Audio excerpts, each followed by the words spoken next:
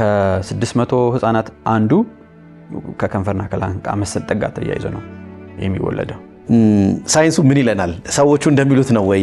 ከሚገባው በታች ነው ክብደታቸው እድገታቸውና ይህንን ችግር በእርግዝና ወቅት የምንከላከልበት መንገድ የለም ወይ ብለው ማንሳታቸው አይቀርም። ከ3000 እስከ 4000 ህፃናት በየአመቱ ከከንፈርና ላንቃ መሰንጠቅ ጋር ይፈጠራሉ። ከውበት አንጻር ወይም ከውጤታማነት አንጻር ከተሰሩ በኋላ ያለው ልዩነት ምን ይመስላል? ኦፕሬሽን የምንሰራበት 3 ወር ነው። የትኞቹ የእድሜ ክልሎች ናቸው? ሰርተው ኢቨን እዛ ኦፕሬሽን ቴብል ላይ ነው የምታየው ውጤቱን ማለት ነው። በጊዜ ወደ ህክምና ጤና ተቋም ቢሄዱ ነገሮችን እዛ ደረጃ ሳይደርስም ማኔጅ የሚደረግበት መንገድ ይኖራል።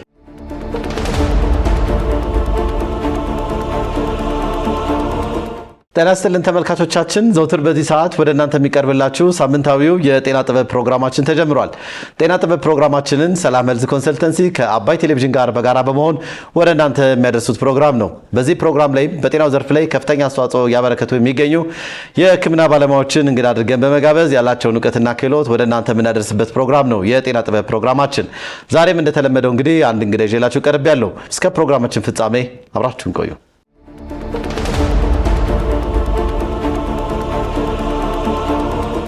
ተመልሰናል ተመልካቾቻችን፣ የጤና ጥበብ ፕሮግራማችን ተጀምሯል። እንግዳችን እዚህ ስቱዲዮ ደርሷል። እንኳን ደህና መጣ። እንኳን ደህና ቆያችሁኝ። ሰላም ነው? እግዚአብሔር ይመስገን። ሁሉ አማን? ሁሉ ሰላም። በጣም አሪፍ። እንግዲህ ዛሬ የጤና ጥበብ እንግዳ እንድትሆን ጥሪ አድርገንልህ እዚህ ስለተገኘህ በተመልካቾቻችን ስም እጅግ አድርጌ አመሰግናለሁ። እኔም ስለጠራችሁኝ በጣም አመሰግናለሁ። ጥሩ። እንግዲህ ይህንን ፕሮግራም በቴሌቪዥን መስኮት ለሚከታተሉ ሰዎች የዛሬ እንግዳ ማን ነው ማለታቸው ስለማይቀር ማን ልበል፣ ሙያ ምን ላይ ነው እየሰራ ያለው፣ ከየት ነው የመጣኸው የሚለውን ነገር በተወሰነ መልኩ ገለጻ አድርግልን። ኦኬ። ዶክተር ጌታው አላምነው ይባላለሁ። የፕላስቲክ ቀዶ ህክምና ስፔሻሊስት ሐኪም ነኝ። በአዲስ አበባ ዩኒቨርሲቲ የቀዶ ህክምና ትምህርት ክፍል ውስጥ አስተማሪ ነኝ። በየካቲት 12 ሆስፒታል የፕላስቲክ ቀዶ ህክምና ትምህርት ክፍል ውስጥ ደግሞ በቀዶ ህክምና እያገለገልኩ እገኛለሁ። ጥሩ። እንግዲህ ዛሬ በተለያዩ ጉዳዮች ላይ በውበት ጉዳይ እንዲሁም ደግሞ በተለይ ደግሞ ከዚህ ከላንቃና ከከንፈር መሰንጠቅ ጋር ተያይዞ የሚነሱ የተለያዩ ጉዳዮችን እንድናነሳ ጥሪ ስናደርግልህ እዚህ ስቱዲዮ ስለተገኘ በድጋሚ እጅግ አድርጌ አመሰግናለሁ። ፕሮግራማችንን እንግዲህ የምንጀምረው የፕሮግራማችን ስያሜ እንደምታውቀው ከዚህ በፊትም ፕሮግራም ላይ እንደምታውቀው ጤና ጥበብ ነውና እንግዶቻችን መጀመሪያ ሲመጡ የምንጠይቃቸው ካላቸው ሙያ አንጻር የኛ የፕሮግራም ስያሜ ምን አይነት ግንኙነት አለው፣ በተለይ ከእናንተ ሙያ አንጻር ጤና ጥበብ በምን አይነት ሁኔታ ይገለጻል የሚለውን ነውና ይህንኑ ጥያቄ ወደ አንተ ነው ማድረሰው። እንግዲህ ከስያሜው ፕሮግራምን ከበፊት ጀምሮ ነው ያውቀዋለሁ። ጤና እንግዲህ በውስጡ ህክምና ያው አጠቃላይ የጥበብ አለው፣ አርት ነው እና ያው ሳይንስ ከአርት ጋር ሆነው የሚፈጥሩት መስተጋብር ነው እንግዲህ ጤናችንን እንድንጠብቅ የሚያደርገን ማለት ነው። ስለዚህ ጥበብ፣ ጤና አንድ ላይ የሚሄዱ ነገሮች ናቸው። ህክምና አርት ነው ስለሚባል ጤና ጥበብ የሚመጥነው ስም ነው ያስባለሁ። ወድጀዋለሁ። በጣም አሪፍ። ወደ አንተ ሙያ ወሰደው እስቲ እንደው ይሄንን ምክንያቱም የፕላስቲክ ቀዶ ህክምና እንግዲህ ትልቅ ስኪል የሚፈልግ በጣም ጥንቃቄ የሚፈልግ ምክንያቱም በጣም ሴንሲቲቭ የሆኑ የሰውነታችን ክፍሎችን የምትሰሩበት ሁኔታ አለና እንደው ከዛ አንጻር ጥበብን በምን አይነት ሁኔታ ትገልጸዋለህ ከእናንተ ሙያ አንጻር? እንግዲህ ህክምና አርት ነው ካልን ጥበብ ነው ካልን ከዛ ውስጥ እንግዲህ ቀዳሚው እኔ የፕላስቲክ ቀዶ ህክምና ነው ብዬ አስባለሁ። እያንዳንዱ ታች ፕላስቲክ ቀዶ ህክምና ላይ በጣም ፋይን የሆነ ሪፋይንድ የሆነ ታች ነው። ስለዚህ ከአርት ወይም ከጥበብ ጋር ከፍተኛ የሆነ ቁርኝት አለ። ጥሩ።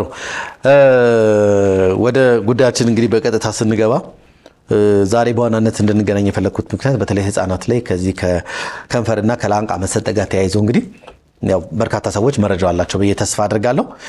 ግን ብዙ ጊዜ የሚነሳው መረጃ በዚህ ጊዜ እዚህ ተቋም ላይ እንዲህ ይሰራል የሚል መረጃ ነው ብዙ ጊዜ የሚተላለፍላቸውና መከላከሉ ላይ ብዙ ሲሰራ አናይምና ከዛ አንፃር ለተመልካቾቻችን በቂ መረጃ መስጠት እንዲያስችለን ነው ዛሬ አንተን እዚህ ጋበዝንና እንደው ከመነሻው ከትርጓሜው ስንነሳ የከንፈርና የላንቃ መሰንጠቅ ማለት ምን ማለት ነው ከሚለው እስቲ እንነሳ።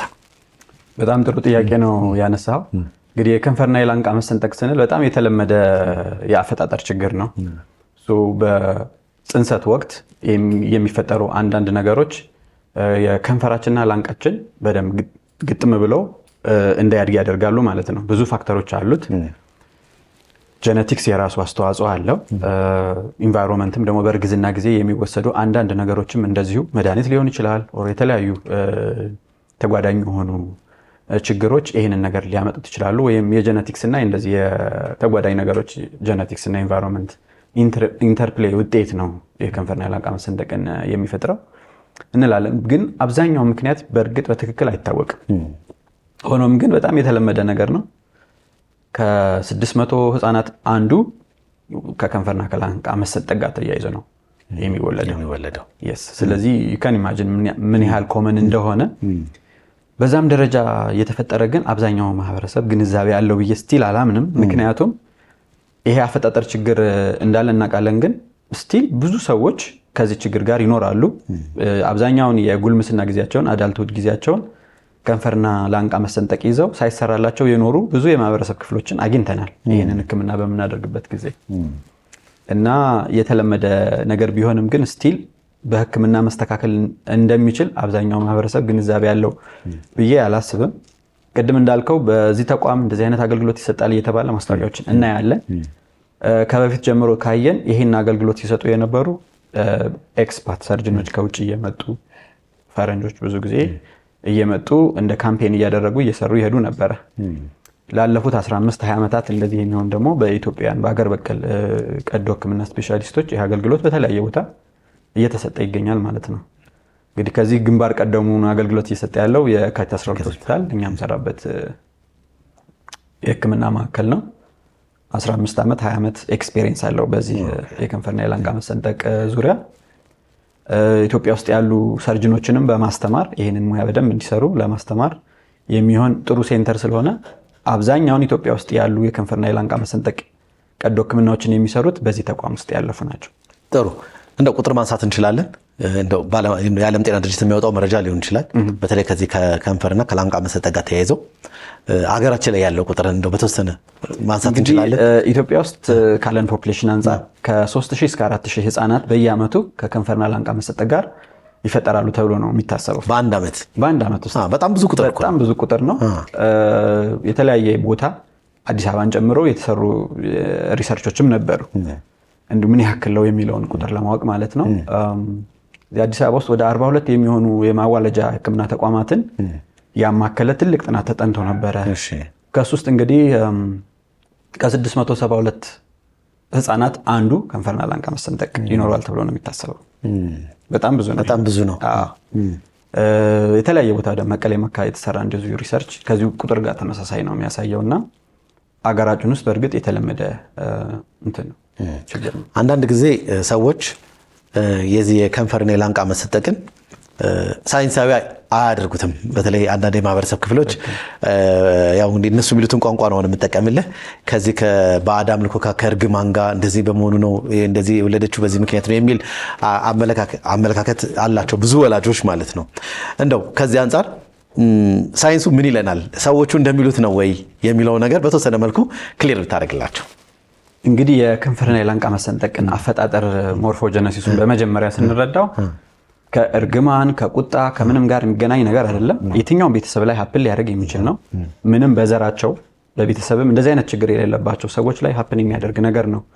መጀመሪያም እኛ ጋር ሲመጡ ሰዎችን የምናስረዳቸው ከምንም ከእርግማን ጋር ከቁጣ ጋር ከፈጣሪ ቁጣ ጋር የሚገናኝ ነገር እንዳልሆነ መጀመሪያ እናስረዳቸዋለን። ሳይንሱም የሚለው እሱን ስላልሆነ ማለት ነው። በእርግጥ ጀነቲክስ የራሱ አስተዋጽኦ ሊኖረው ይችላል። አካባቢ ተጽዕኖ የራሱ አስተዋጽኦ ሊኖረው ይችላል። ማጆሪቲውን ስቲል ባለው ምርምርና ሪሰርች አብዛኛው ምክንያቱ አይታወቅም። ስለዚህ በማይታወቅ እንትን ላይ ምክንያት ላይ ተነስተን የዘር ነው የእርግማን ነው የቁጣ ነው ልንል አንችልም። መጀመሪያ ልጁን አክሰፕት እንዲያደርጉ ከእርግማን ጋር ምንም ግንኙነት እንደሌለው ነው ለማስረዳት ሞክረው ማለት ነው መጀመሪያ። ከዚህ ጋር ተያይዘው እንደውም ብዙ ጊዜ ህፃናቶችን በተወለዱበት አካባቢ የሚያመጡ ወላጆች በጣም ጥቂቶች ናቸው። እንደው ትንሽ በአመለካከትም በእውቀትም በአስተሳሰብም ሻል ያሉ ሰዎች ናቸው እነዚህን የሚያደርጉት። አብዛኞቹ ግን አሁን ባለው አመለካከት ምክንያት ከቤትም አያወጧቸውም፣ ደብቆ የሚያስቀምጡበት ሁኔታ አለ። በተለይ ከከተማ ውጭ ያሉ ሰዎች ከሌላ አንግል ማህበረሰቡን ፍራቻ፣ የማህበረሰቡን ትችት ፍራቻ እንዲህ አይነት ነገር ይኖራሉ። በዚህ አጋጣሚ ለማህበረሰቡ ምን አይነት መልእክት ታስተላልፋለህ? ይሄን አስመልክት። ጥሩ ነጥብ ነው ያነሳው። እኛም እንግዲህ ኢትዮጵያ ውስጥ አብዛኛውን ቦታ አካለናል ብዬ አስባለሁ። በዚህ ህክምና ብዙ ቦታ እንሄዳለን። ያየነውም ይህንን ነው። ልጆች ተደብቀው ቤት ውስጥ ተሸፍነው ኢቭን መውጣት እንኳን ካለባቸው ወይ በፎጣ በጨርቅ ነገር ፊታቸውን ሸፍነው እንዲሄዱ ነው ይገደዱትና ከህፃናት አንስቶ እስከ አዛውንቶች ድረስ በዚህ ችግር እድሜ ልካቸውን ተሸፍነው ከማህበረሰቡ ተገለው ትዳር ሳይመሰርቱ ብዙ ማህበራዊ መስተጋብር ውስጥ ተገለው የኖሩ ሰዎችን አግኝተናል። እና ይሄ በጣም የተሳሳተና መወገድ ያለበት ችግር ነው። አንድ ሰው ወዶ ፈቅዶ አይደለም ከዚህ ችግር ጋር የሚፈጠረው። ቅድም እንዳልነው ደግሞ ከምንም እርግማን ጋር ወይም ችግር ጋር የሚገናኝ አይደለም። ማንኛውም ማህበረሰብ ክፍል ላይ ማንኛውም ቤተሰብ ላይ ሊፈጠር የሚችል ነገር ስለሆነ እንደዚህ አይነት ነገር በሚገጥምበት ጊዜ ወር 2 ወር 3 ወር ቆይቶ አይደለም የተወለደለት ወስዶ እንግዲህ በአሁኑ ጊዜ የማዋለጃ ተቋማት በብዙ ቦታ በስተዋል ብዬ አስባለሁ። ኢቭን ዶ ቤት አካባቢ የሚወለዱ ህፃናት ቢኖሩም እንደዚህ አይነት ህፃናት በሚወለዱበት ጊዜ መጀመሪያ ይሄ አገልግሎት ወደሚሰጥበት ተቋም መላክ ያስፈልጋል። እንግዲህ መጀመሪያ ሲመጡ ምንነግራቸው ከቁጣ ጋር እንዳልሆነ ከእርግማን ጋር የሚያዝ ነገር እንዳልሆነ እናስረዳቸዋለን። ልጁን አክሰፕት አድርገውት በደንብ ፊድ ማድረግ እንዴት ማጥባት እንዳለባቸው እንዴት መንከባከብ እንዳለባቸው ምን አይነት ህክምና እንደሚሰጠው ምክንያቱም ህክምናው ከልጅነት ጀምሮ እስከ አዋቂነት ድረስ የሚቀጥል ይሆናል። ምክንያቱም ከከንፈርና ላንቃ ጋር መሰንጠቅ ጋር ተያይዞ የሚፈጠሩ ብዙ ችግሮች አሉ። አንደኛ የአመጋገብ ችግር ይኖራል። በተለይ ላንቃቸው ክፍት ከሆነ ህፃኑ መጥባት አይችልም በትክክል ጡጦ ሊያስፈልጋቸው ይችላል። ከዛ ጋር ተገናኝቶ የመናገር ችግር ሊኖር ይችላል። ተደጋጋሚ የሆነ የአየር ቱቦ ኢንፌክሽን፣ የሳምባ ኢንፌክሽን፣ የጆሮ ኢንፌክሽን፣ የእድገት ችግር ሊኖራቸው ስለሚችል እነዚህን ሁሉ ነገሮች አድሬስ ማድረግ አለብን ከቀዶ ህክምናው በፊት። እሱን ሁሉ ምክር እንሰጣቸዋለን ማለት ነው። ኦፕሬሽኑ የሚሰጣበትን እያንዳንዱ ህክምና የሚሰጥበትን ታይም ፍሬም እናስቀምጥላቸዋለን። ይህን ሁሉ ምክር እንዲያገኙ መጀመሪያ ወደ እነዚህ ተቋማት መላክ ያስፈልጋል ማለት ነው። እና ወደ ተቋማት በሚሄዱበት ጊዜ ሌሎችም ህፃናት ከዚህ ችግር ጋር የተወለዱ ህፃናት እንዳሉ ይረዳሉ፣ ያያሉ። እሱ ሪአሹሪንግ ነው ለነሱ። እውነት ነው። ይሄ ችግር ለካ ይሄ ብቻ አይደለም። ስለዚህ እኛ ጋር አሁን ሲመጡ የተሰራላቸውን ህፃናት ያያሉ፣ ገና እየጠበቁ ያሉትን ህፃናት ያያሉ። ከተሰራ በኋላ ምን እንደሚመስል ያለውን ኢሜጅ ያያሉ። ስለዚህ በጣም ተስፋ ሰንቀው ነው ወደ ቤታቸው የሚሄዱትና መጀመሪያ ወደ ተቋማት ቢሄዱ ከዛ ሁሉ ጭንቀት ይገላገላሉ ማለት ነው። እኔ ብዙ አጋጥሞኛል። ለምሳሌ ክርስቲያን ሆነው ቤተክርስቲያን ወስደው ክርስትና ያላስነሱ እንደዚህ አይነት ችግሮች አይቻሉ። ከተሰራለት በኋላ በማግስቱ ስናነሳው ማለት ነው ድሬሲንጉን የሚያለቅሱ ቤተሰቦች አሉ። አሁን ልጄን ወደ ቤተክርስቲያን መውሰድ እችላለሁ፣ ሰዎች ቢያዩትም ችግር የለብኝም የሚል አጋጠሞች ከአንዱም ሁለቴም አጋጥሞኛልና በጣም ልብ የሚነካ እንትን ነው ስቶሪ ነው ከእያንዳንዱ ቤተሰብ ጀርባ ያለው። ከዚሁ ጋር ተያይዞ የላንቃና የከንፈር መሰንጠቅ እንግዲህ ቅድም እንዳለው ነው አለ ቁጥሩ የሚመጡ ሰዎችም አሉ። እንዲሁም ደግሞ ቤታቸው ውስጥ አስቀምጠው ወደ ጤና ተቋም ያልወሰዱ ሰዎች ደግሞ ይህን ፕሮግራም እንግዲህ ሲመለከቱ ከዚህ በኋላ ችግሩ በአጭር ጊዜ እንደሚፈታ እናንተ ጋር ቢመጡ ይሄን አገልግሎት የሚሰጡ ተቋም ጋር ቢሄዱ ሕክምና እንዳለው መረዳት መቻል አለባቸው። ማህበረሰቡም ደግሞ ይሄ ቁጣ እንዳልሆነና በራሱ ሊመጣ ማንም ሰው ላይ ሊከሰት የሚችል ችግር መሆኑን በመረዳት ማህበረ ሌሎችን ሰዎች የማሸማቀቅ ሌሎች ነገር ማለት ነገራቸውን ከዚህ ፕሮግራም በኋላ ያቆማሉ ብዬ ተስፋ አደርጋለሁ። ከዚህ ጋር ተያይዞ ግን ሁለቱ በጋራ የማምጣታቸው ሂደት እንዴት ነው? አንዳንድ ጊዜ የከንፈር ብቻ መሰንጠቅ ይዞ ሊመጣ ይችላል ወይስ ደግሞ ሁለቱም ብዙ ጊዜ አንድ ላይ ነው የሚመጣው የሚለውን ነገር እንግዲህ በጣም የከንፈርና የላንቃ መሰንጠቅ የተለያየ ስፔክትረም አለው። አንዳንዴ ከንፈራቸው ብቻ ሊሆን ይችላል የሚሰነጠቀው ወይ በከፊል ሊሆን ይችላል፣ ከንፈሩ ሙሉ በሙሉ ሊሰነጠቅ ይችላል። አንዳንዴ ደግሞ ላንቃ ብቻ ሊሆን ይችላል፣ ከፊት ምንም አይነት ከንፈሩ ላይ ምንም ነገር ሳይኖር ከንፈሩ ላይ ምንም አይነት ሳይኖር ላንቃቸው ብቻ ሊሆን ይችላል ክፍተት የሚኖረው። አንዳንዴ ሙሉ ከንፈርም ላንቃም ሊሰነጠቅ ይችላል። የተለያየ ስፔክትረም ነው ያለው። ሁሉንም አይነት ህፃናት እንግዲህ እናያለን። ጥሩ። እንደው በጣም እንዲህ አይነት ልጆች ያላቸው ቤተሰቦች እንግዲህ ህክምናውን ማግኘት ይችላሉ ብለናል። ነገር ግን ወደ ጤና ተቋም እስኪመጡ ድረስ ደግሞ ቤታቸው በምን አይነት ሁኔታ ነው እነዚህ ልጆች ኬር ማድረግ ያለባቸው የሚለውን ነገር ጥሩ ጥያቄ ነው። እንዳልኩህ እንደዚህ አይነት ችግር ይዘው ሲፈጠሩ ልጆች የመጀመሪያው የሚያጋጥማቸው ምንድን ነው? ልጁ ከተወለደ በደቂቃዎች ውስጥ ፊድ ማድረግ አለበት፣ መጥባት አለበት አይደል? በተለይ ላንቃ መሰንጠቅ ካላቸው ልጆች የሚያስፈልገውን ኔጌቲቭ ፕሬሸር አፋቸው ውስጥ ክሬት ማድረግ ስለማይችሉ ጡት መሳብ አይችሉም። የሱ የመጀመሪያው ችግር ነው።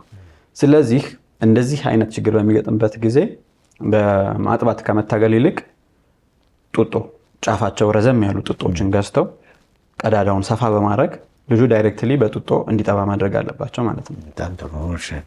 በሚጠቡበትም ጊዜ ደግሞ ጋዝ በብዛት አብረው ስለሚስቡ ሆዳቸው ባንድ ይሞላል።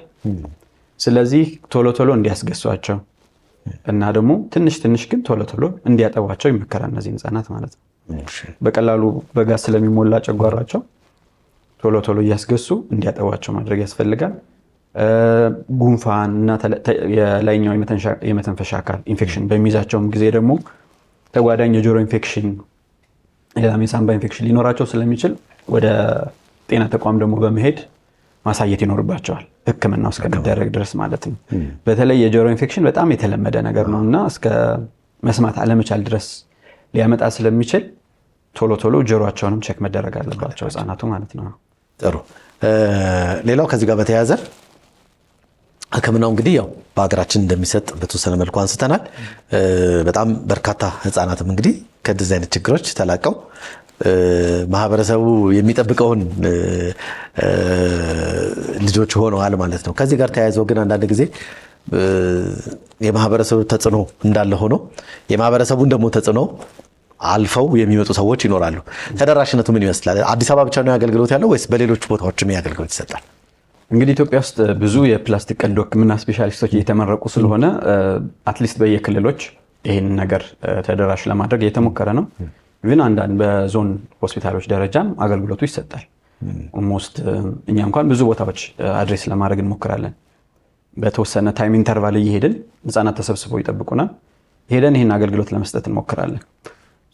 በዋናነት አዲስ አበባ ቢሆንም ማዕከሉ ግን በየክልሉ ይህ አገልግሎት ይሰጣል አብዛኛው ቦታ። ስለዚህ አዲስ አበባ መምጣት ሳይጠበቅባቸው ባሉበት አቅራቢያ ሆስፒታል ሄደው አገልግሎቱ ከተሰጠ አገልግሎቱ ማግኘት ይችላሉ ነው ይችላሉ። ምክንያቱም በተለይ ይህንን ቀዶ ህክምናና ተያያዥ የህክምና አገልግሎቶችን ሰፖርት የሚያደርጉ ግብረሰናይ ድርጅቶች አሉ። የትራንስፖርት ወጪ አይኖርባቸውም፣ የህክምና ወጪ አይኖርባቸውም። አንዳንዴ የምግብ እርዳታ ሁሉ ያገኛሉ። ምክንያቱም የአመጋገብ ችግር ስላለባቸው ልጆቹ ከሚገባው በታች ነው ክብደታቸው፣ እድገታቸው እና ለሰርጀሪም ይብን ለማዘጋጀት የኒውትሪሽናል ሰፖርት ያገኛሉ። ይህንን ፋሲሊቴት የሚያደርጉ ብዙ ግብረሰናይ ድርጅቶች አሉ። እኛም አብዛኛውን ስራ የምንሰራው ከነዚህ ድርጅቶች ጋር በመሆን እና አዲስ አበባ ድረስ መምጣት ሳይጠበቅባቸው አካባቢያቸው ላይ ባሉ ትልልቅ ሆስፒታሎች፣ ሪፈራል ሆስፒታሎች ይህን አገልግሎት እንሰጣለን ማለት ነው። ከውበት አንጻር ወይም ከውጤታማነት አንጻር ከተሰሩ በኋላ ያለው ልዩነት ምን ይመስላል? ወይም ደግሞ የስራችሁ ውጤታማነት ምን ይመስላል? እንግዲህ እኔ በጣም ከምደሰትባቸው ሰርጀሪዎች አንዱ ይሄ ከንፈርና የላንቃ መሰንጠቅ ነው። ምክንያቱም ኢፌክቱን ወዲያውኑ ነው የምታየው። በማግስቱ ሰርተው ኢቨን እዛ ኦፕሬሽን ቴብል ላይ ነው የምታየው ውጤቱን ማለት ነው። እንዲህ ተላቆ የነበረን ነገር በደንብ አርት ነው ሰርጀሪው በደንብ የሚታይ ነገር ስለሆነ የመጀመሪያ ሪያክሽኖች የቤተሰብ ሪያክሽን ማየት በጣም ነው የሚያስደስተው። ሰርጀሪው ካለቀ በኋላ ድሬሲንጉ ሲነሳ የመጀመሪያው የቤተሰብ ሪያክሽንን ስታይ ነው አንተ ምን ያክል ጥሩ ስራ እንደሰራ የምታውቀው። ያለቅሳሉ፣ በጣም ኢሞሽናል ይሆናሉ። ምክንያቱም እነዚህ ልጆች ተደብቀው ለሰው ለማሳየት ተሳቀው የነበሩ ቤተሰቦች ናቸውና ለውጡ ኢሚዲየት ስለሆነ የሚታይ ነገር ስለሆነ በጣም የሚያስደስት ሳትስፋይ የሚያደርግ ሰርጀሪ ነው። ስሙ እንደምንድን ነው? ኦፕሬሽን ስማይል የሚል አንድ ግብረሰናይ ድርጅት አለ በስፋት የሚሰራ እዚህ ሀገር። በዋናነት ኦፕሬሽን ስማይል እና ስማይል ትሬን የሚባሉ ሁለት ግብረሰናይ ድርጅቶች አሉ። አብዛኛውን የከንፈርና ላንቃ መሰንጠቅ ሰፖርት የሚያደርጉ እነዚህ ድርጅቶች ናቸው። ምን ያህል ልጆችን አሳካንተ እንደው ከሰራላቸው በኋላ እንደው በግምት እንደው ምን ያህል ኤግዛክትሊ አሁን እኔ ቁጥሩን በጣም ብዙ ነው በሺዎች ይቆጠራል ይሆናሉ። በቲም ነው እኛ የምንሰራው። የኛ ቲም በየአመቱ በሺዎች የሚቆጠሩ ህፃናትን ይሰራል። እንግዲህ ይሄን አስተዋጽኦ በሺዎች ይሆናል ብዬ ነው የማስበው። ምክንያቱም በየጊዜው የምንሰራው ስለሆነ ከመደበኛም ውጪ የምንሰራው ሰርጀሪ ስለሆነ ብዙ ህፃናትን ተደራሽ እናደርጋለን በየአመቱ። ኢቭን ሌላ ቦታ ተሰርተው ማይነር ኮሬክሽንስ የሚፈልጉም ካሉ ወደኛ ነው የሚመጡት። የተለያየ ቦታ ይሰራሉ። ከተሰራ በኋላ አፍንጫ መጣመም ሊኖር ይችላል፣ ከንፈር መጣመም ሊሆን ይችላል። ላንቃቸው ላይም አንዳንድ ክፍተት ሊኖር ይችላል። የንግግርም ግድፈት ሊኖር ስለሚችል ከመጀመሪያው ሰርጀሪ በተጨማሪ ሁሉ ኮሬክት እናደርጋለን፣ ሪፋይን እናደርጋለን፣ አፍንጫቸውን ቀጥ እናደርጋለን። በተለይ ትምህርት ቤት የገቡ ልጆች ከሆኑ ትንሽም የሆነች ዲፎርሚቲ ካለች ልጆች ቡሊ ያደርጓቸዋል ትምህርት ቤት። እሱን ሁሉ እየተከታተልን እኛ የሚያስፈልገውን ሪፋይንመንት ሰርጀሪ እንሰራለን። እያንዳንዷን ጥቃቅን ጉድለት ሁሉ እናስተካክላለን። ምክንያቱም ምንም አይነት ዲፌክት እንደሌላቸው በማሰብ በደንብ ኢንተግሬት አድርገው ያለምንም መገለል ኖርማል ሆነው እንዲያድጉ ነው የምንፈልገው እነዚህ ህፃናትና እያንዳንዱን ዲፌክት ሪፋይን እናደርጋለን ማለት ነው። እንደው በእድሜ ብንከፋፍለው የትኛው የእድሜ ክልል ላይ ያሉ ሰዎች እንግዲህ ከተወለዱ ጊዜ ጀምሮ አንስቶ እንግዲህ የተለያዩ እድሜ ክልል ላይ ሊኖሩ ይችላሉ። እንደው በእድሜ ስንከፋፍለው እናንተ ተቋም ጋር የሚመጡት ወይም ደግሞ እየመጡ የሚሰሩት የትኞቹ የእድሜ ክልሎች ናቸው? እንደው በጣም ትልቅስ እድሜ የሰራችሁት ይኖራል? በፊት እንግዲህ የኛ አስተማሪዎች አብዛኛውን ጊዜያቸውን የሚያጠፉት ትልልቅ ሰዎችን በማከም ነበር። ላለፉት 10 ምናምን ዓመታት በእድሜ ገፋ ያሉትን አዳልቶችን ነበረ ሲሰሩት የነበሩት። አሁን ግን ህክምናው በጣም ተደራሽ እየሆነ ሲመጣ ከ3 ወር ጀምሮ የመጀመሪያው ትንሹ እድሜ ኦፕሬሽን የምንሰራበት 3 ወር ነው። ከንፈር በ3 ወር አካባቢ እንሰራለን። ለአንቃ 9 ወር አካባቢ 10 ወር ሲሞላቸው እንሰራለን። እንደዛም ሆኖ ግን በዚህ ደረጃም ህክምናው ተደራሽ ሆኖ እስካሁን አዋቂ ሆነው ትልልቅ ሰዎች ሆነው ሳይሰሩ የኖሩ ያጋጥምናል። እኔን እንኳን ፐርሰናል ኤክስፒሪየንስ ብነግርህ ከ3 ወር ጀምሮ እስከ 72 ዓመት ድረስ ባለው ኢንተርቫል ውስጥ ሰርቻለሁ። 72 ትልቅ በእድሜ ትልቁ የሰራኋቸው ሴትዮ 72 አዲስ አበባ ላይ ነው። ከአዲስ አበባ ወጣ ብሎ ወደ ደቡብ ወራቤ አካባቢ ነው የሰራኋቸው። 72 ዓመታቸው ነውና የመጀመሪያ በዛ እድሜያቸው ለመሰራት እንግዲህ በሁለቱም በኩል ነው እንግዲህ ከንፈርና ላንቃቸው የነበረው እና ጥርሳቸው ሁሉ አልቋል። ፊታቸውን ተሸፍነው ነው የሚንቀሳቀሱት። እድሜ ልካቸው እንደዛ ነው። 72 ዓመት ማለት እኮ ነው። አዎ እኔ እናት እንግዲህ አላገቡም፣ ልጅ አልወለዱም። እንግዲህ ሲደርስባቸው ነው የነበረውን ማህበራዊ መገለልና ጫና ይካን ኢማጂን እንዴት ሰፈር ሲያደርጉ እንደኖሩና እኔ በጣም ስለገረመኝ እንዴት በዚህ እድሜያቸው ሊሰሩ መጡ? ምንድነው ሞቲቬት ያደረጋቸው ብዬ ጠይቄያቸው ነበረ። እና ምንድነው ያሉት? እኔ ሰው መስዬ መሞት እፈልጋለሁ ነው ያሉት።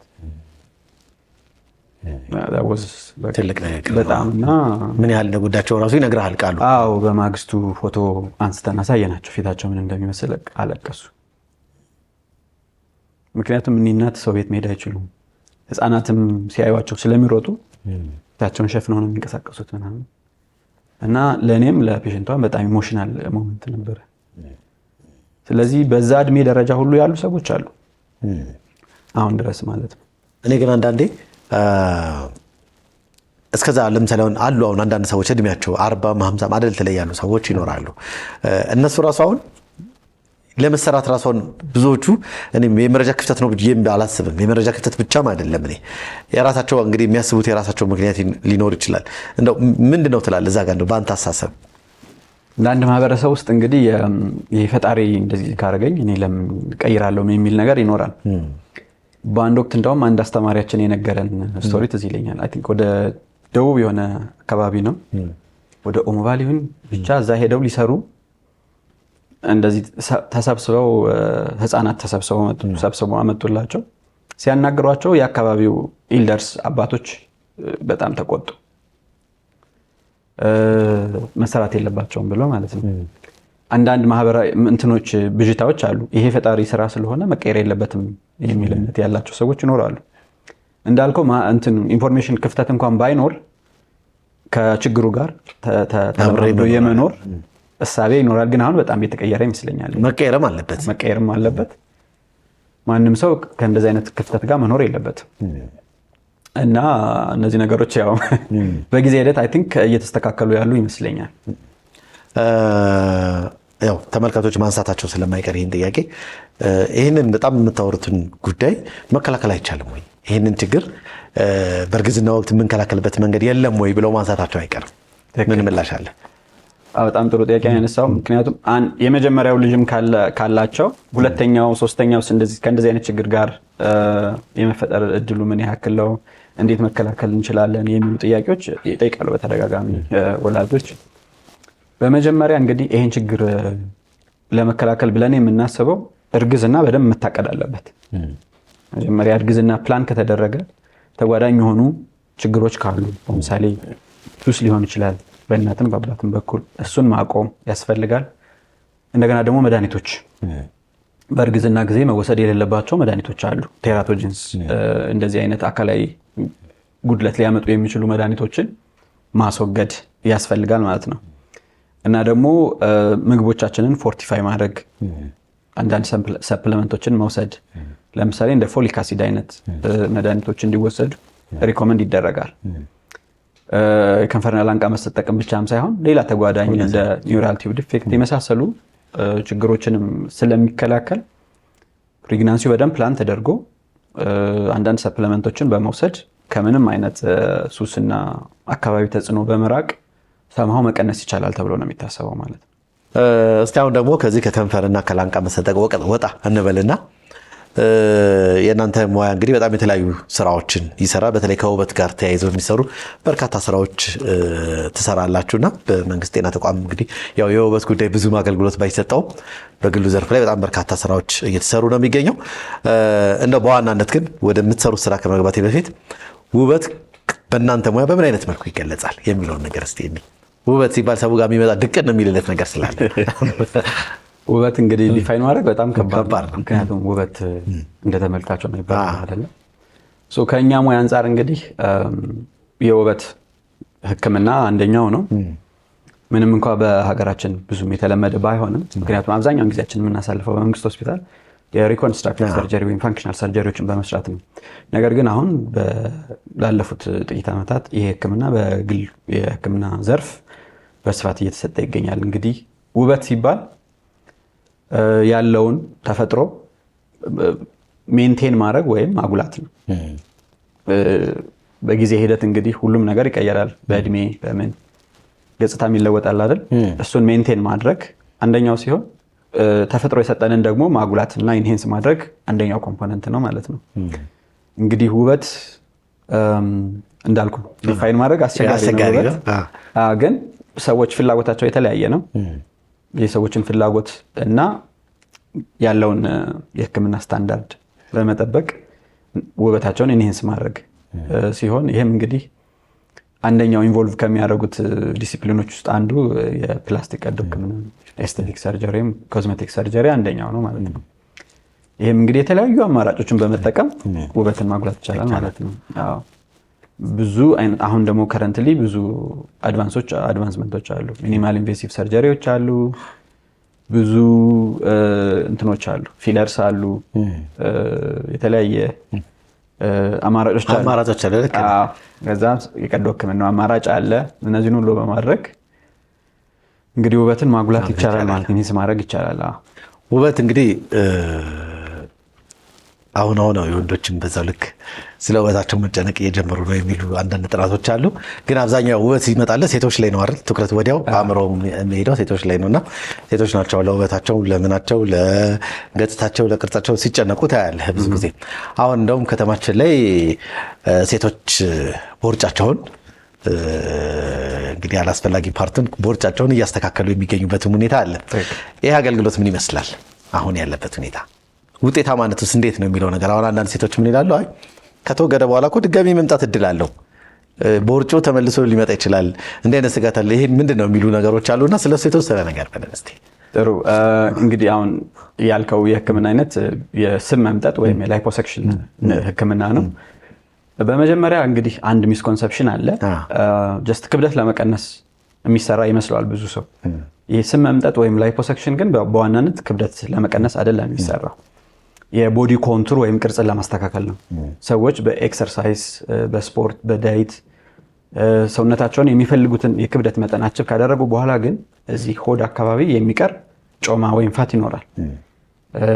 በምንም በስፖርትም በሌላም እንቅስቃሴ ለማጥፋት አስቸጋሪ የሆነ ስተቦርን የሆነ አይነት ፋት በሚኖርበት ጊዜ የሰውነታችን ቅርጽ ስለሚያበላሸው የተሻለ ኮንቱር ወይም ቅርጽ ለመስጠት ያንን ፋት መምጠት ይቻላል ማለት ነው።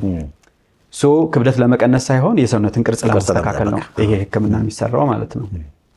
እና በደንብ ቦታዎችን በመለየት ዙሪያውን ፋቱን በመምጠጥ የተሻለ ቅርጽ እንዲኖር ማድረግ ይቻላል።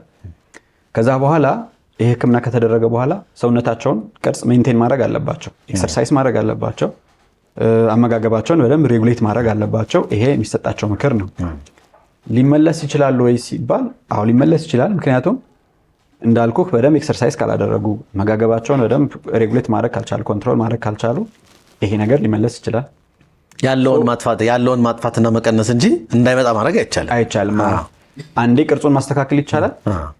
ያንን ሬጉሌት አድርጎ ለረጅም ጊዜ እንዲዘልቅ ማድረግ ደግሞ የባለቤቱ ኃላፊነት ነው። ድጋሚም ደግሞ መስራት ይቻላል። እንደዚህ አይነት ነገር በሚኖርበት ጊዜ ድጋሚ ማድረግ ይቻላል።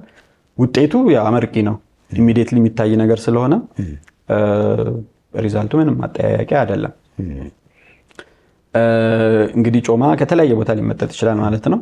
ከአንድ ቦታም ደግሞ ተወስዶ ወደ ሌላ ቦታ ትራንስፈር ይደረጋል ማለት ነው። በደንብ ሪፋይን በማድረግ ጮማን የተለያየ ቦታ መጠቀም ይቻላል፣ ፋትክራፍት በመስራት ማለት ነው።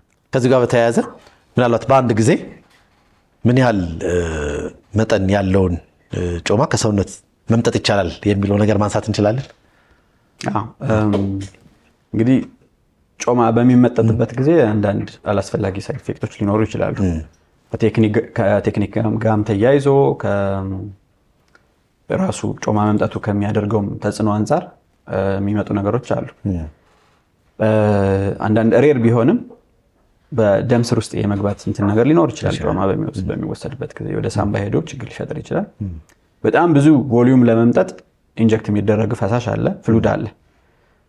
በጣም ብዙ በሚመጠጥበት ጊዜ የሰውነት የፈሳሽ መዛባት ሊኖር ይችላል። እንደዚህ አይነት ተያያዥ ችግሮች ሊኖሩ ይችላሉ። ስለዚህ በአንዴ የተወሰነ የተመጠነ ደረጃ ነው መወሰድ የሚችለው ማለት ነው።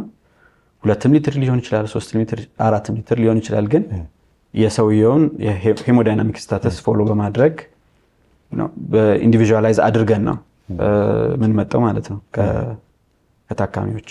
ስለዚህ ኢንዲቪዥዋላይዝ መደረግ አለበት። ሰውየው ሞኒተር እየተደረገ በዛ ልክ መመጠጥ ይችላል ማለት ነው። ከተመጠጠ በኋላ ግን በተፈለገው ልክ ቅርጹ ይመጣል። አዎ ልክ ከተመጠጠ በኋላ ደግሞ በተለይ ሆድ አካባቢ ትርፍ ቆዳ ሊኖር ይችላል። የቆዳ መንዘላዘል አይነት ነገር ሊኖር ስለሚችል ትርፍ የሆነውን ደግሞ በጥሩ ሁኔታ ትሪም በማድረግ እስካሩ ሊደበቅበት በሚችል ከቤልት ላይን በታች ወይም ፒኪኒ ላይን በታች በማድረግ እስካሩ መደበቅ ይቻላል ማለት ነው። ስለዚህ ብዙ ጊዜ ሆድ አካባቢ የሚሰራ በጣም ሲግኒፊካንት የሆነ ጮማ ከተመጠጠ በኋላ ቆዳው ትርፍ ስለሚሆን ቅርጹን በጠበቀ መልኩ ደግሞ ትርፍ የሆነ ቆዳ ትሪም ይደረጋል ማለት ነው። በጣም ጥሩ። ወደ ሌሎቹ ደግሞ የውበት ሕክምና ፓርቶች ደግሞ እስቲ እንለፍና እንግዲህ የሆድን አነሳን። ከዛ ባሻገር ደግሞ አሁን እንግዲህ ተመልካቾች አይታዘቡንም። ያው አሁን ደግሞ ሴቶች እንዲሁም ደግሞ ወንዶች አንዳንዶችም ሲያሰሩት ይስተዋላል። ሴቶች ጡታቸውን ትልልቅ ጡት ያላቸው ሴቶች አሁን ያልከው አገልግሎት እንደዚህ እንግዲህ ሳይዙን ከመቀነስ አንጻር ያሉትን ፓርቶች ሲሰራ እናያለን። ይሄ ሁኔታ እንዴት ነው? እንግዲህ እኔ እንኳን በተለይ የጡት ሳይዝ ማስተካከልን እንደ ኮዝሜቲክ ሰርጀሪ ወይም እንደ ኤስቴቲክ ሰርጀሪ አልቆጥረውም። ምክንያቱም እኛ ጋር የሚመጡት ሴቶች በጣም ጡታቸው ከመጠን በላይ አድጎ የዕለት ተዕለት እንቅስቃሴያቸውን ገድቧቸው ነው የሚመጡት። የሚፈልጉትን የጡት ማስያዣ ሳይዝ ማግኘት ይቸገራሉ። ፊት የሚያደርግ ልብስ ማግኘት ይቸገራሉ። ከሰውነታቸው ጋር አብሮ አይሄድላቸው። ከሰውነታቸው ጋር አብሮ ስለማይሄድ የዕለት ተዕለት እንቅስቃሴያቸውን ይገድባል እና አንዳንድ ጊዜ የትከሻ፣ የጀርባ፣ የአንገታቸውን ህመም ይፈጥራል፣ ወደ ታች ይስባቸዋል። አንዳንዴ ደግሞ ከውስጥ ራሱ ኢንፌክሽን ሊፈጥር ይችላል ካለው ክብደት አንጻር። በዚህ ምክንያት ነው የሚመጡ። ኢቨን ከገጠር ሁሉ ይመጣሉ እንደዚህ አይነት ችግር ኖሯቸው ማለት ነው። መጀመሪያ አሰሳ አድርገን ልጅ ወልዳለች ወይ፣ መጠኑ ምን ያክል ነው፣ የሚሰራውን ነገር በሙሉ ካስረዳናቸው በኋላ የምንፈልገው መጠን እስከምናገኝ እንቀንሳለን ማለት ነው። ሲቀነስ ግን የእሷን የምትፈልገው አይነት መጠን ላይ ያህል ነው የሚቀነሰው ወይስ የሚወሰን ነገር አለ? መጀመሪያ ዲስከስ እናደርጋለን። የተለያየ ቴክኒክ አለው፣ እንደ መጠኑ ይወሰናል። አንዳንዱ በጣም ረጅም ሊሆን ይችላል፣ አንዳንዱ ደግሞ መጠነኛ ሊሆን ይችላል። ስለዚህ የምንቀንስበት መጠን ዲፔንድስ ኦን ሳይዝ፣ የጡቱ ሳይዝ ይወስነዋል ማለት ነው። እንደገና ደግሞ የፋሚሊ ሳይዝ፣ ለምሳሌ አንድ እናት ይሄ ሰርጀሪ ከተሰራላት በኋላ ገና ወጣት ከሆነች ማጥባት አለባት። እንደዚህ አይነት ነገሮችን ሁሉ ኮንሲደር እናደርጋለን። የፋሚሊ ሳይዛቸውን ወደፊት ይወልዳሉ አይወልዱም የሚለውን ሁሉ ኮንሲደር አድርገን ነው ይሄን ነገር የምንሰራው ማለት ነው። ስለዚህ መሰራቱ ምናልባት የጡት ማጥባት ሂደቱ ላይ ተጽዕኖ ይፈጥራል ነው ሀሳቡ? አሁን እንግዲህ ሳይዙ በጣም ትልቅ ከሆነ ከተሰራ በኋላ ማጥባት ላይችሉ ይችላሉ። መጠነኛ ከሆነና ደግሞ ወደፊት ማጥባት ካለባቸው እንዲያጠቡ ጡት ማጥባት እንዲያጠቡ አድርገን ነው የምንሰራው ሲሰራላቸው ማለት ነው። እንደው በሀገራችን ላይ ከተሰሩ በእንደዚህ አይነት ሁኔታ ከተሰሩ ስራዎች ውስጥ ከጡት ጋር ተያይዞ ምን ያህል ክብደት የጡት ሳይዟ ምን ያህል ሆኖ ምን ያህል ተቀነሰ እንደው ካለው ትልቁ ቁጥር ማንሳት እንችላለን? እስከ 6 ኪሎ ድረስ 6 ኪሎ 8 ኪሎ ከ6 እስከ 8 ኪሎ ሬዲዩስ አድርገን እናውቃለን እኛ የተቀነሰው። አዎ ኦኬ 6.5 ያንዳንዱ ማለት ነው አንድ ላይ ቶታል። አዎ 3 ኬጂ 3.5 3.4 ኪሎ ከያንዳንዱ አንድ ማስታውሰው ከቦታውን መጥቀስ አያስፈልገንም። አዎ የ6 ልጆች እናት ነች። ሚድ 40s ውስጥ ያለች ነች እና ከገጠር ነው የመጣችው። በዚህ ምክንያት ከባለቤቷ ጋር ተለያይተው ነው የመጣችው። ወንድሟ ነው ይዟት የመጣው እኛ ጋርና መጀመሪያ ሳያት በቃ ህፃን ልጅ የታቀፈች ነው የሚመስለው። ፊት ለፊት በጣም ግዙፍ ነው። ሰፊ አይነት ልብስ ነው ያደረገችው። የሆነ እንግዳ ነገር ያለ ነው የሚመስለው እና ስትቀመጥ ከጎን ነው ቁጭ ነው የሚለው። አዎ በጣም ግዙፍ ነውና አይ ቲንክ ወደ 6.5 ኪሎ ነው ሬዲዩስ ያደረግነው ማለት ነው። ትልቅ ቁጥር ነው። ትልቅ ነው በጣም። እነቺ እናት እንግዲህ በጣም ስትሰቃይ የነበረ ልብስ መልበስ፣ እንቅስቃሴ ማድረግ፣ ስፖርት አይነት የዕለት ተዕለት እንቅስቃሴዋን ማድረግ፣ ልጆቿን ሁሉ መንከባከብ እስኪያስቸግራት ነው። ይከን ኢማጂን አንዲት የገጠር እናት እዚህ ለመድረስ ምን ያህል ሰፈር እንዳደረገች ብዙ የሕክምና ተቋማት እየተላከች ነው መጨረሻ ነገር የመጣችው ማለት ነውና እሷን አስታውሳለሁ። እንደው ምክንያቱ ምንድነው ማለታቸው አይቀርም ተመልካቾች። እንዲህ አይነት አሁን ጡት ከተፈለገው ሳይዙ መጠን በላይ ምክንያቱ ምንድነው ያደገበት የሚል ነገር ማንሳታቸው አይቀርም። ምን ትላለህ? እንግዲህ ከተፈለገው መጠን በላይ ጡት ሲያድግ ይሄ እንግዲህ ወንዶችም ሴቶችም ላይ የወንዶቹን መጣበታለን ብዬ ሊያጋጥም ይችላል። እንግዲህ ብዙ ነው ምክንያቱ። ጋይጋንቶማስቲያ ወይ ማክሮማስቲያ ይባላል። ሴቶች ላይ እንግዲህ ብዙ አይነት ኮዞች ሊኖሩ ይችላሉ። ማንኛውም ጡት በጊዜ ሂደት በግራቪቲም ሳግ እያደረገ ይመጣል። ባጠቡ ቁጥር እንደዚህ እየጨመረ ይመጣል። ያንዳንዶቹ ግን ከነዚህ ሁሉ ተጽዕኖዎች ውጪ በሆነ ምክንያት በሆርሞን መዛባት በተለያየ ምክንያት ሳይዙ እየጨመረ ሊመጣ ይችላል። አንዳንዴ ደግሞ አላስፈላጊ ግሮዝ ወይም ቲዩመርም ሊኖረው ይችላል። ይሄን ነገር የሚያመጣው ማለት ነው። መጀመሪያ እኛ ጋር ሲመጡ ሳይዙን የጨመረው ምንድነው የሚለውን ማወቅ አለብን ማለት ነው። የሆርሞን መዛባት ነው፣ ሌላ እጢ አለ ወይስ ምንድነው የሚለውን በደንብ ዲያግኖስ ማድረግ አለብን። አካላዊ ምርመራ እናደርጋለን። አልትራሳውንድ፣ ማሞግራፊ፣ ሌሎች ተጨማሪ ምርመራዎች እናደርግና ምክንያቱን ሴትል ካደረግን በኋላ ነው ወደ ቀዶ ሕክምና የምንሄደው ማለት ነው። ጥሩ። የሴቶቹም እንዲረዱት ምናልባት ረጅም ጊዜ ቆይቶ እዛ ደረጃ ከመድረሱ በፊት የጡታቸው መጠን ከሚሆነው በላይ በጣም ሳይዙ እየጨመረ በሚመጣበት ወቅት እኮ በጊዜ ወደ ሕክምና ጤና ተቋም ቢሄዱ ነገሮችን እዛ ደረጃ ሳይደርስም ማኔጅ የሚደረግበት መንገድ ይኖራል። እስቲ የተወሰነ ነገር በለን በዚህ ጉዳይ። እንግዲህ አሁን በተለያየ ምክንያት ወደ የተለያየ አፍሪካ ሀገሮች ስንሄድ አሁን ይህ ሕክምና የተለያዩ አፍሪካ ሀገሮች ላይ የተለመደ ነው። ስቲል እኛ ሀገር እንደ ታቡ ነው የሚቆጠረው። ከጡት ጋር የተያያዘ ነገር ኢቭን ካንሰር እንኳን ኖሯቸው ሴቶች እህቶቻችን ሌትሊ ነው የሚመጡት። ወደ አድቫንስ ካደረገ ከተሰራጨ በኋላ ነው የሚመጡት።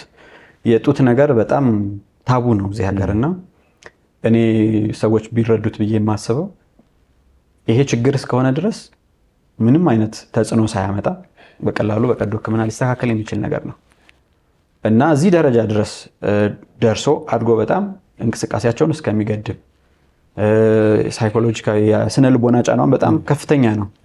እዛ ደረጃ ሳይደርስ ወደ ፕላስቲክ ቀዶ ሕክምና አገልግሎት ወዳለበት ቦታ በመሄድ መሰራት ይችላሉ እና የተለመደ ነገር ነው መሆን ያለበት እዚህ ሀገር በቀላሉ የሚስተካከል ነገር ስለሆነ፣ ስለዚህ ወደ ጤና ተቋም መሄድ መቻል አለባቸው። ታቡ አይደለም ይሄ ነገር። የሚያሳፍር ነገር አይደለም እና የካንሰሩም በዛው ነው፣ የጡት ካንሰርም በዛው ልክ ነው። አንዳንድ ሰዎች ደግሞ ጆሮን ሲያሰሩ ይታያል የሚል ነገሮች አሉ አይደል? ጆሮው ለምሳሌ በጣም ጆሮ ትልቅ የሆነ ሰው በቃ እንደው ሳይዙ በጣም ማስጠልቶኛል፣ ለእይታም ለምንም በቃ አልሆነልኝም፣ ስለዚህ ጆሮ ይስተካከል ብሎ እናንተ ጋር ሊመጣ ይችላል። ምን ታደርጉለታላችሁ? ይመጣሉ። እኔ ጋርም በብዛት ይመጣሉ። እንግዲህ ጆሮ ከአንደኛው እንግዲህ ትምህርት ቤት ብዙ ልጆች ቡሊ የሚደረጉበት ምክንያት ነው። ዲሽ ጆሮ ይባላል። እንደዛ ስለሚባሉ እኛ ጋር እንግዲህ ሲመጡ በቀላሉ ነው በማይነር ሰርጀሪ ነው የሚስተካከለው። ሙሉ ማደንዘዣ ሳይሆን እዛችሁ ጋር ማደንዘዣ በመስጠት እንዲህ ፊት ለፊት ፈጦ የሚታየውን ጆሮ ወደ ኋላ በማስተካከል ኖርማል ቅርጽ እንዲይዝ ማድረግ ይቻላል። ቀላል ነው ከሌሎቹ ቀላል ሰርጀሪ ነው። ቅድም ከወንድ ልጅ ጡት ተያይዞ ስትል የነበረው እንግዲህ እንደ ሴቶች ሁሉ የወንድ ልጅም ጡት በፒበርቲ በምንለው ጊዜ የተወሰነ መጨመር ይኖር ይችላል የሁሉም ወንዶች ላይ፣ ግን የአብዛኛው ወንዶች በጊዜ ሂደት ኖርማል ይሆናል፣ ይስተካከላል። የአንዳንዶቹ ግን ከሆርሞን መዛባት ወይም በተለያየ ምክንያት እያደገ ሊመጣ ይችላል። አንዳንዴ የሴት ጡት ቅርጽ አይነት ብሎ ሊኖራቸው ይችላል። እነዚህም በብዛት ወደኛ መጥተው ይህን ሰርጀሪ የሚሰሩ ሰዎች አሉ እና ብዙ ሰው ግን ስቲል ኢንፎርሜሽን የለው። በጣም ትልልቅ ጃኬት ወይም ትልልቅ የሚሸፍን ልብስ እያደረጉ እየተሳቀቁ ነው የሚኖሩትና ከፍተኛ ነው የስነ ልቦና ጫናው። እነሱም ጋር እኔ ጋር መጥተው ሲሰሩ መጀመሪያ የሚነግሩኝ ነገር ምን ያህል ጭንቀት ውስጥ እንደነበሩ ነው መጀመሪያ የሚናገሩት ማለት ነው። እንደዚህም አይነት ችግር ካላቸው ምንም እንትን ማድረግ የሚያሳፍር ነገር አይደለም፣ መጥተው መሰራት ይችላሉ። ኖርማል የወንድ ደረት አይነት ሆኖ መስተካከል የሚችል ነገር ነው በትንሽ ሰርጀሪ። አንዳንድ ጊዜ ደግሞ ሰው የተለያዩ እንግዲህ ሶሻል ሚዲያን ትጠቀማለህ ብዬ ተስፋ አደርጋለሁ እና የሚነሱ ሀሳቦች ይኖራሉ። በተለይ ከዚህ ከታዋቂ ሰዎች ጋር ተያይዞ የሚነሱ ከሌ ዳሌዋን አስተካከለች፣ ከሌ ከንፈሯን አስተካከለች፣ ፊቷን በተወሰነ መልኩ አስተካክላ ነው እንዲህ የሚባሉ ነገሮች አሉ። እነዚህ አገልግሎቶች እንደው ሀገራችን ላይ አሁን የጠቀስኳቸው ፓርቶች አገልግሎቱ አለ ወይ የሚለውን ነገር እና ሰውነት ይደረጋሉ እኛ ሀገር ላይ? እኛ ሀገር ይደረጋል። ዳሌ አስተካከለች፣ ከንፈሯን እንደዚህ ያስደረገች፣ ፊቷን እንደዚህ ይባላል። እኔም በሚዲያ ሰማለሁ። ይደረጋል። ቅድም ከሆድ ላይ ስለ ጮማ መምጠጥ ወይም ላይፖሰክሽን ዲስከስ አድርገናል አይደለ? ሴንተሩ ካለ እቃው ካለ ጮማው ከተመጠጠ በኋላ ፕሮሰስ ተደርጎ ጮማውን ወደ ኋላ ማዞር ይቻላል፣ ወደ መቀመጫ ማዞር ይቻላል። የብራዚሊያን በት ሊፍት ሲባል ሰምተህ ታውቃለህ ብዬ አስባለሁ። እሱ እንግዲህ ቅርጹን ኮንትሮን በጠበቀ መልኩ ፋት ትራንስፈር ማድረግ ይቻላል ከሆድ ወደ ኋላ። እሱ አገልግሎት ይኖራል እና የተሻለ ኢንሄንስ ያደርገዋል እንትኑን። ከንፈርን በተመለከተ እንግዲህ የተለያዩ ፊለሮች አሉ፣ የሚሞሉ ፊለርስ አሉ፣ ኢንጀክት የሚደረጉ ፊለሮች አሉ። አይ ቲንክ ብዙ የፕራይቬት ፕራክቲሶች ላይ እንደዚህ ነገሮች እየተለመዱ መጥተዋል እዚህ ሀገር። አርቲፊሻል ዲምፕል መስራት፣ እንደዚህ አይነት የተወሰነ ውበትን ኢንሄንስ የሚያደርግ ነገሮች በተለያየ ፕራይቬት ፕራክቲሶች እያየን ነው። የተለመደ ነገር ሆኗል አሁን። ወደፊትም ደግሞ ከዚህ በላይ የተለመደ ይሆናል ብለን እናስባለን። ከብዙ የአፍሪካ ሀገሮች አንጻር እኛ በዚህ በኤስቴቲክ ሜዲሲን ወደኋላ ቀርተናል እና ይሄ ነገር እንግዲህ አብዛኛውን በመንግስት ሆስፒታሎች ስለማይሰጥ፣ ምክንያቱም የመንግስት ሆስፒታሎች ብዙ በርደን ተሸክመው ነው፣ ብዙ ኃላፊነት አለባቸው። የመኪና አደጋው አለ፣ ካንሰሩ አለ፣ ቃጠሎ ሕክምናው አለ፣ ሁሉም ነገር በርደኑ ስላለ እንደዚህ አይነት አገልግሎት ለመስጠት አንደፍርም። የመንግስት ሆስፒታሎች አብዛኛውን ጊዜያችንን ቢዚ ስለሚያደርገው ማለት ነው። በፕራይቬት ፕራክቲሶች ግን እነዚህ ነገሮች እየተለመዱ መጥተዋል ኢትዮጵያ ውስጥ። ጥሩ። ከዚህ ጋር በተያያዘ ግን ይሄ መደረጉ እንዳለ ጥሩ ሆኖ ሳለ የጎንዮሽ ጉዳት የለውም ወይ የሚሉ ደግሞ ሰዎች ይኖራሉ። እንደዚህ አይነት ነገሮች ስናደርግ ተፈጥሮ በዚህ ሁኔታ አምጥቶታል፣ እኛ ደግሞ ተፈጥሮን ዳይቨርት እያደረግን እንዲያደረግን ነው፣ የጎንዮሽ ጉዳት አይኖረውም ወይ ብሎ ሊያነሱ ይችላሉ። ትክክለኛ ጥያቄ ነው። እንግዲህ እንደዚህ አይነት ነገር በሚሰራበት ጊዜ በተለይ ማን ነው የሚሰራልኝ፣ ምን አይነት ልምድ አለው፣ ምን አይነት ኤክስፐርቲስ አለው የሚለውን የመጠየቅ ኃላፊነት አለባቸው የሚሰሩ ሰዎች ማለት ነው። እንደዚህ አይነት ነገሮች ሲሰሩ የሚሰራበትን ተቋም፣ የሚሰራውን ሰው፣ እያንዳንዱን የትምህርት ደረጃውን፣ ኤክስፔሪየንሱን፣ ልምዱን በደንብ መጠየቅ ያስፈልጋል። እንግዲህ በተለያየ የዓለም አቀፍ ሚዲያዎችም እንሰማለን አንዳንድ ጊዜ ፕላስቲክ ሰርጀሪ በጣም የተበላሸ ሆኖ በአነስተኛ ዋጋ የሚሰሩ በጣም ኤክስፔሪየንስድ ሰርቲፋይድ ባልሆኑ ፕራክቲሽነሮች የሚሰሩ ሰዎች ማለት ነው የሚያጋጥማቸውን ነገሮች። ስለዚህ ኮምፕሊኬሽንስ እንግዲህ በሰዎቹ ኤክስፐርቲስ እና አንዳንድ ነገሮች ሊፈጠር ይችላል። ስለዚህ መጀመሪያ መጠየቅ ያለባቸው ይሄንን ነው። ይሄን አገልግሎት የሚፈልጉ ሰዎች መጀመሪያ መጠየቅ አለባቸው። ይሄንን ማን ነው የሚሰራኝ የሚለውን፣ የት ነው የምሰራው የሚለውን ነገር መጠየቅ አለባቸው። አብዛኛው ኮምፕሊኬሽኖች አቮይደብል ናቸው፣ መቀነስ የሚቻል ወይም አቮይድ ማድረግ የሚቻሎች ናቸው። ይህም እንግዲህ በልምድ በትሬኒንግ ምን በማጎልበት የሚመጡ ነገሮች ናቸው። ማጆሪቲው መከላከል የምንችላቸው ኮምፕሊኬሽኖች ናቸው። አንዳንዶቹ ደግሞ እንግዲህ በአንዳንድ ቴክኒካዊ ችግር ምክንያት ሊፈጠሩ ይችላሉ። እስከ ሞት ድረስ የደረሱ ሰዎች ይኖራሉ። እናቀው የተለያየ በውበት ቀዶ ሕክምና ገብተው እስከ ሞት ድረስ ሊደርሱ ይችላሉ። ያንን ግን ማወቅ አለባቸው። ጥሩ። እንደው ሀገራችን በዚህ በኤስቴቲክ ፓርቱ ላይ በተለይ በስነ ውበት ፓርቱ ላይ የእናንተ ዘርፍ ላይ ሀገራችን ቢጀመር በተለይ ዓለም ላይ በጣም አስገርሞኛል። ይሄ ቴክኖሎጂ ሀገራችን ላይ ቢመጣ ብለህ የምታስበው ቴክኖሎጂ አለ? እንግዲህ አሁን እኔ ቢጀመር ቢሰፋ ብዬ የማስበው ገናም ስለሆነ ነው። አሁን በእርግጥ በተለያየ ቦታ እያየን ነው እንዳልኩ። አሁን ብዙ በስፖርት በምን ለፍተው ብዙ እህቶቻችን አሁን የጮማ እንትኑን ለማስወገድ በጣም ይቸገራሉ። እሱ የተወሰነ ማለት ከኮንፊደንሳቸውም ጋር የሚገናኝ ነገር ስለሆነ የተወሰነ ሰፖርት ብናደርጋቸው ቢለመድ ጥሩ ነው ብዬ አስባለሁ። ሌላው ግን አብዛኛውን ጊዜ አሁን ለምሳሌ የተለመደው እንትን የጡትን ይሄን ማድረግ መጨመር ምናምን የተለመደ ነገር ነው በምዕራባውያን ዓለም። እኛ ብዙ እንደሱ አይነት ነገር ያስፈልገናል ብዬ አላስብም። ምክንያቱም በቂ ነገር ስላለ ማለት ነው። መቀነሱ ላይ ብንሰራ እንጂ ይሄ ጡት ሳይዝ ማሳደግ ምናምን እኛ ጋር ብዙም እንትን አይመስለኝም። እንደዛም ፈልጎ የሚመጡ ሰዎች በጣም ጥቂት ናቸው።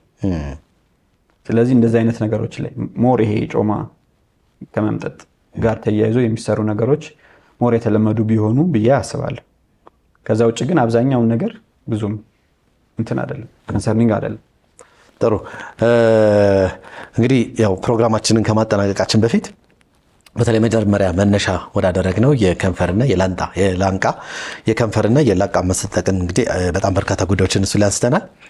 እንደው ለማህበረሰቡ በስተመጨረሻ እሱን አስመልክተን ከእርግዝና በፊት በምን አይነት ሁኔታ መከላከል እንደሚገባ ምን ማድረግ እንዳለባቸው ደግሞ ያ ሆኖ ሳይቀር ቀርቶ ደግሞ ልጆቹ ከመጡ ደግሞ በምን አይነት ሁኔታ ልጆቻቸውን ኬር ማድረግ እንዳለባቸውና ጤና ተቋም ወስደው አገልግሎቱ ማግኘት እንደሚገባቸው ብዙ ነገሮችን አንስተናል። ይሄን አስመልክቶ እንደው ለማህበረሰቡ የተወሰነች ነገር መረጃ ስጠንና ፕሮግራማችን እናጠናቅ። እሺ፣ አመሰግናለሁ። እንግዲህ የከንፈርና ላንቃ መሰንጠቅን በተመለከተ በመጀመሪያ እንግዲህ ቅድም እንደተነጋገርነው ፕሬግናንሲ ሹድ ቢ ፕላንድ፣ እርግዝና መታቀድ አለበት፣ የድንገት መሆን የለበትም።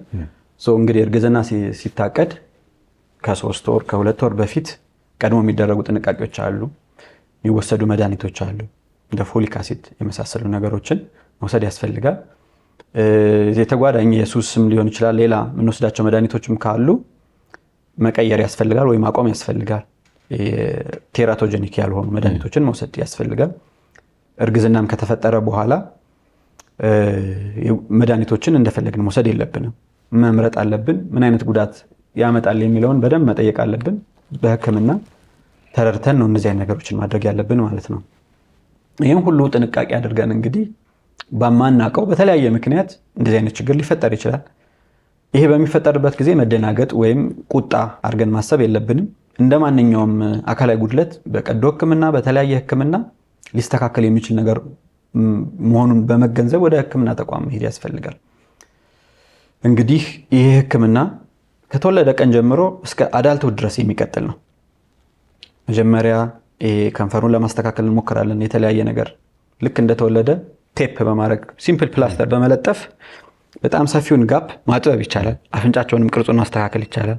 ከዛም መጋገባቸውን በማስተካከል ጡጦ ለምሳሌ ላንቃቸው ክፍት ከሆነ ሰፊ ጡጦ ጫፉ ረጅም ሰፊ የሆነ በሱ በደንብ ማጥባት ያስፈልጋል። ክብደታቸው ጊዜያቸው ደርሶ ደግሞ ህክምናው ቀዶ ህክምናው በጥሩ ሁኔታ ይሰራል ማለት ነው። ቀዶ ህክምናው አንዴ ብቻ የሚያልቅ ነገር አይደለም። ከንፈርና ላንቃ ከሰራን በኋላ ቀጥሎ ትምህርት ቤት ሲገቡ ትንሽ አፍንጫቸው ማስተካከል ሊኖር ያስፈልጋል። ከንፈራቸው ትንሽ መጣመም ካለ እሱንም እናስተካክላለን። በኋላ ደግሞ አጥንት ክፍተት ሊኖር ይችላል። እዚህ ጋር አጥንቱን እንሞላለን። የጥርስ ህክምና ያስፈልጋቸዋል። ተስተካክሎ እንደ ኖርማል ጥርስ እንዲሆን የጥርስ ህክምና ያስፈልጋቸዋል። የጆሮ ህክምና ያስፈልጋቸዋል። ይህን ሁሉ የሚያገኙባቸው ተቋማቾች አሉ። እንግዲህ ከ12 ሆስፒታል አንደኛው ተቋም ነው። ሙሉ ኮምፕሬሄንሲቭ ኬር ነው የሚሰጠው። ከቀዶ ህክምናው፣ ከጥርስ ህክምና፣ ከአንገት በላይ ህክምና ሁሉንም የሚያገኙበት ተቋም ነው ማለት ነው። ስለዚህ እስከ 18-20 ዓመት እስከሚሆናቸው ይህ ክትትል ይቀጥላል ማለት ነው። አላማችንም እነዚህ ልጆች እንደማንኛውም ምንም አይነት ጉድለት እንደሌለበት ሰው ኖርማል ሆነው ፕሮዳክቲቭ የሆነ ሶሳይቲ እንዲሆኑ ነው የምንፈልገው ማለት ነው። እሱም ደግሞ እያደረገ ነው፣ ማድረግም ይቻላል። በጣም አሪፍ። እንግዲህ እዚህ ስቱዲዮ ተገኝተን እንዲህ አይነት ቆይታ እንድናደርግ ስለፈቀድክ በተመልካቾቻችን ስም እጅግ አድርጌ አመሰግናለሁ። የነበረን ቆይታ ይህን ይመስላል። እጅግ አድርጌ አመሰግናለሁ። እኔም አመሰግናለሁ። ተመልካቾቻችን ስትከታተሉ የነበረው የዚህ ሳምንት የጤና ጥበብ ፕሮግራማችን እስካሁኑን ይመስል ነበረ። ሳምንት በሌላ ፕሮግራም እስክንገናኝ እስከ ሳምንት ጤና ይስጥልን።